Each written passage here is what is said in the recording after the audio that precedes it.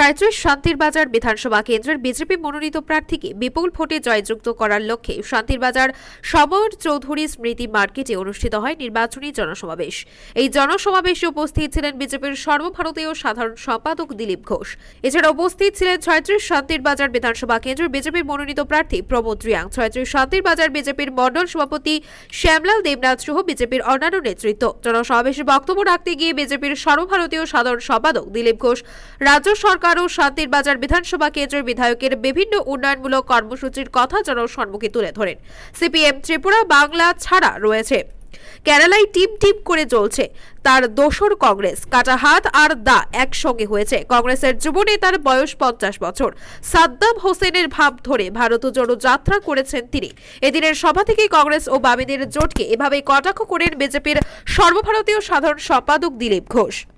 আটটা হাইওয়ে তৈরি করে, যেখানে আপনি যে কোনো জায়গা থেকে বাসে করে হোক, নিজের গাড়িতে হোক, বাইকে রাস্তাঘাট না হলে, যোগাযোগ ব্যবস্থা না হলে মানুষ উন্নতি করতে পারে না।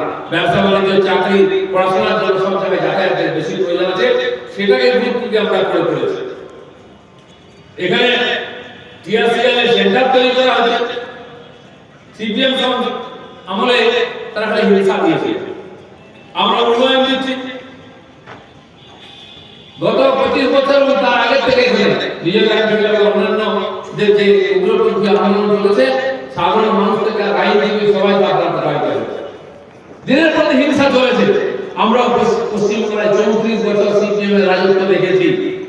তাই লোক বাধ্য হয়ে মমতা ব্যানার্জিকে জিতিয়ে দিয়েছিল যে সরল সাধারণ মেয়ে গরিব বাড়ির আমাদের ভালো কাজ করবে, কিন্তু গরিবদের দেখছেন এখন বড় বড় লোকেদের জন্য কাজ করছে। তারা সবাই ত্রিপুরাকে দখল করার জন্য আসছে। কিন্তু আমার বিশ্বাস, যে একবার বিজেপি উন্নয়নের ধারা দেখেছে, সে অন্য কোনো পার্টির দিকে যাবে না। তাই গতবারে দেখুন লোকসভাতে বিজেপি 283 সিট জিতেছিল, প্রথমবার মোদী প্রধানমন্ত্রী হয়েছিলেন। দ্বিতীয়বার আপনারা যত সিট দিয়েছেন, 303 সিট জিতেছে এবং বিশ্বের মধ্যে সবচেয়ে উন্নতি আমাদের দেশে অর্থনৈতিক, রাজনীতি, সামরিক নীতি, উন্নত অস্ত্রশস্ত্র তৈরি হচ্ছে, রেলওয়ে হচ্ছে, রোড হচ্ছে, ন্যাশনাল হাইওয়ে চলে আসছে। ত্রিপুরাতে শহরে শহরে রেল লাইন পৌঁছে গেছে। আগে একটা রেল লাইন ছিল, একটা ট্রেন চলতো ত্রিপুরা। আমাদের সিপিএম এর বন্ধুরা ঝান্ডা নিয়ে বসে যেত, ঝান্ডা চলবে না, চলবে না। কি চলবে না?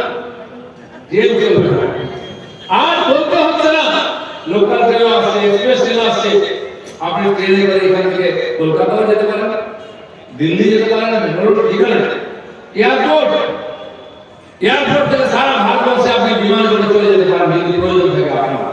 এটা বিজেপি সরকার দিয়েছে। ত্রিপুরা না, আশেপাশে আমাদের ছোট ছোট রাজ্য যে সেভেন সিস্টার্স বলি, এখন অষ্টবসু বলা হয়েছে, সিকিমকে যুক্ত করা হয়েছে, ওখানে এয়ারপোর্ট চালু হয়েছে। তিনি পশ্চিমবঙ্গে তৃণমূল কংগ্রেসের বিভিন্ন কাজের সমালোচনা করেন। যারা বিজেপি সরকারের উন্নয়নমূলক কাজ দেখেছেন, তারা আর কোনো অন্য দলের সরকার চাইবেন না। তাই রাজ্যের উন্নয়নের ধারা বজায় রাখতে শান্তির বাজার বিধানসভা কেন্দ্রে বিজেপি মনোনীত প্রার্থীকে বিপুল ভোটে জয়যুক্ত করার আহ্বান জানান।